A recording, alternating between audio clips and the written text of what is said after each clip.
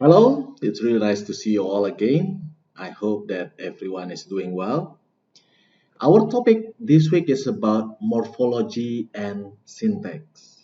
Once again, when you learn this term, I'm sure that you understand that we are not directly discussing applied linguistics, but we are discussing general linguistics a little bit. But I hope that by on these discussions or after these discussions, we can use that to discuss or to analyze applied linguistics.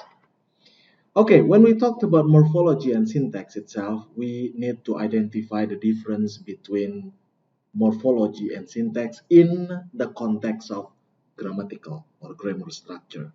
As you know, morphology is all about word formation, while syntax is about sentence formation.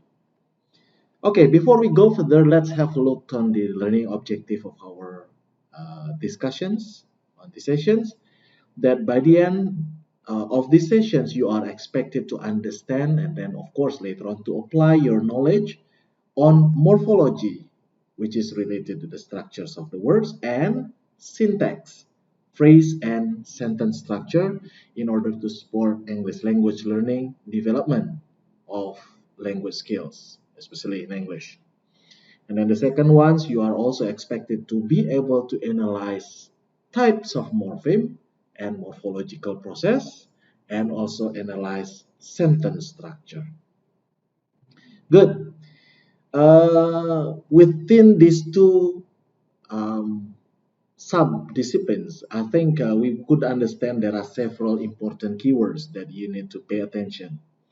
Lexical morpheme, grammatical morpheme, free morpheme, bound morpheme, inflectional, derivational, coinage, borrowing, compounding, blending, clipping, backformation, conversion, acronyms, multiple process. Also, deep and surface structure and structural ambiguity. The last, we probably need to learn a little bit about tree diagrams and phrase structure rules as well as transformative rules. Okay, good. When we talked about morphology, I'm sure that you probably remember that morphology mostly deals with the syntax of complex words and parts of words. And then remember the key of morphology is a morpheme. Morpheme is the smallest meaningful, well, that's related to semantic, yeah, smallest meaningful form of what do you call it? It could be like a word or uh, it could be a letter. For example, the word I in this case is also meaningful. Yeah. So the smallest, they said that semantic of their lexical meanings and in when understanding morphology would allow us also to know how words are formed and what semantic properties they convey through their forms, and then this will enable human beings or people to easily recognize individual words, especially related to their meaning in discourse. Morphology itself is also related to words, while syntax in particular related to sentence.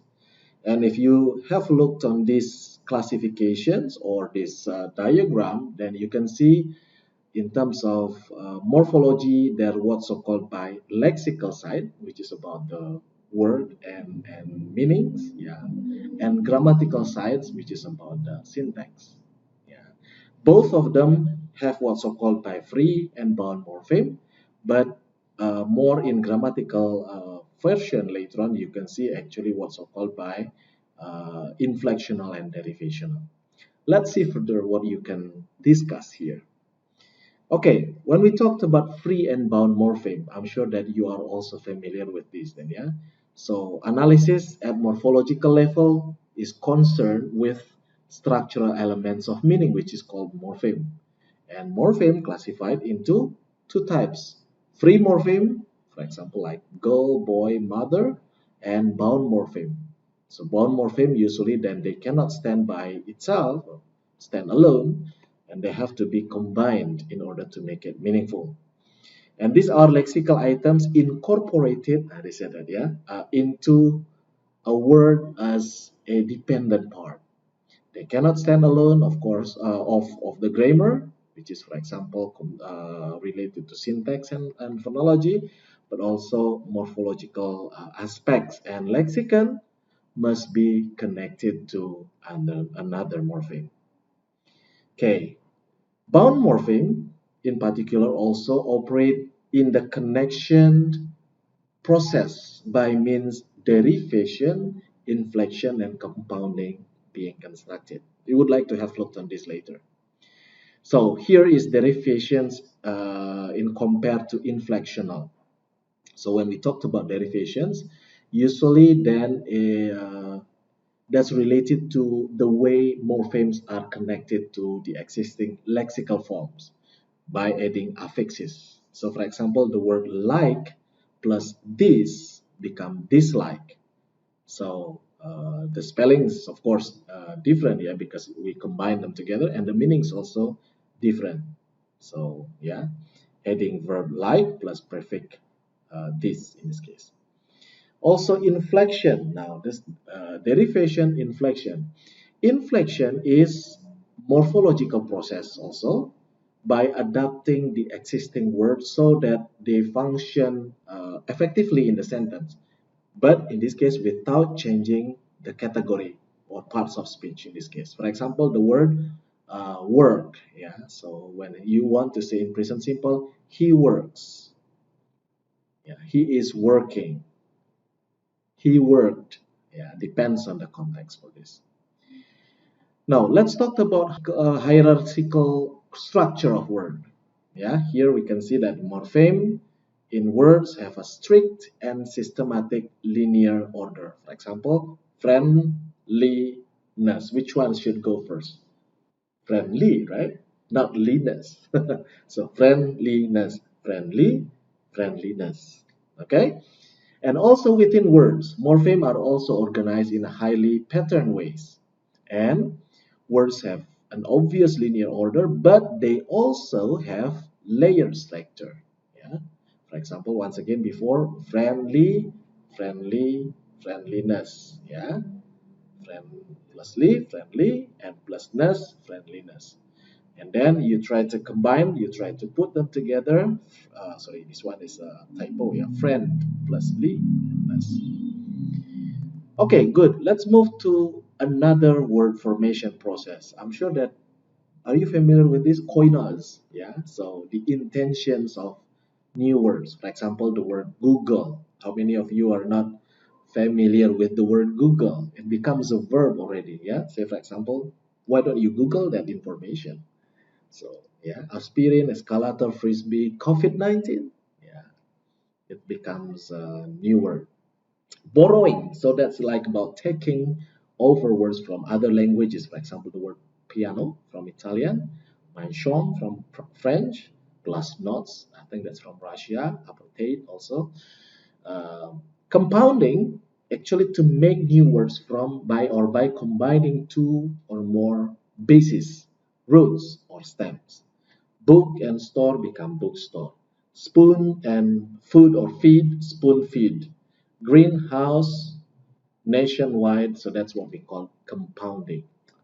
What is the difference between blending? So blending is a bit different. Yeah, we cannot just compound, put them together, but there's a kinds of like parts, some parts of them, which is blending, which is, well, I mean, become ones. Combinations of separate forms that making new words like smoke and haze becomes smaze. Breakfast and lunch become brunch. Yeah, I'm sure that you know that already. And the other one is clipping. It's about reduction of words that often used in casual speech. For example, like the word gas. Why don't you get some additional gas? Or the price of gas is increasing. For example, gas for gasoline. Yeah. Sci-ed, sometimes people say is PE for physical education. Now, what about back formation? Back formation is related to a word that is reduced to form another word. For example, the word edit from editor, Conversion is a change in the functional or in the functions of a word. Yeah. For example, the word paper, yeah, from noun it becomes paper in verb. Yeah. Okay, or change the function in this case. The next is acronyms. Yeah, so new words from the initial letters of another words. I'm sure that you're familiar with NATO, yeah, NASA, UN, USA. Very good. Now let's move to syntax. Okay, when we talked about morphology, that's the word construction. Now it's about sentence construction. So syntax is a systems of rules and principles to describe how people organize words into phrase and phrase into larger units. Yeah, for example, like clause and also sentences.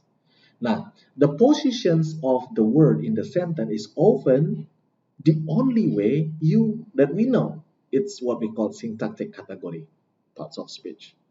So, for example, the girl goes on many long walks. The girl walks the dog. So, for example, the word walks here goes on many long walks. Yeah, long walks, it becomes a noun, but the girl walks here is a verb. That's what I mean, the difference. Okay, from the words, and now we would like to learn about phrases. So phrases is like a groups of words, yeah, become phrases and then becomes clauses. What is interesting here, phrases of a particular syntactic category, we also identify as a noun phrase, verb phrase, adjective phrase, adverb phrase, and once again, with this name, then of course the head should be noun, verb, adjective, adverb, pronoun, and so on. Now, phrase structure, that's the next step. Rules provide us also with a way in order to draw, to identify, or a diagram phrases in order to capture certain important generalizations and how syntactic structure is being organized. And once again, the larger phrase is the clause, and a syntactic unit of consisting of a subject and a predicate also included here. When we talked about syntactic theory, of course, we cannot stay away from parts of speech and phrase types, but also we need to identify between left to right ordering. Yeah, so left to right ordering in terms of the positions in this case, also constituent structure like lower element that makes up phrases, and transformations, the ability to of a set of rules to generate and change and move constituents in a structure, constraints and transformation. I know this may be a bit lots of things that probably you don't know, but I learned this one honestly for my PhD. That's in generative grammar, but I can explain that a little bit to you, and later on I'll give you some examples during that web. And we learn how this syntactic theory helped us to understand, to learn about the structure of a sentence. Okay, finally, here is the reflective questions for this week. How will you differentiate between roots and affixes? Remember, affixes that consists of prefix, infix, and suffix. Then mention 10 word formation process in English. We remember that before that, yeah, like koinos, what else? Yeah. And the last one, what structural ambiguity in English sentences? Structural ambiguity. And of course, this one, actually, we can explain that through uh, what syntax, yeah, I mean that by describing that into the tree structure of the sentence. Okay, I think that's all for today or for this week. Thank you very much. Wish all you all the best and see you next week. Bye bye.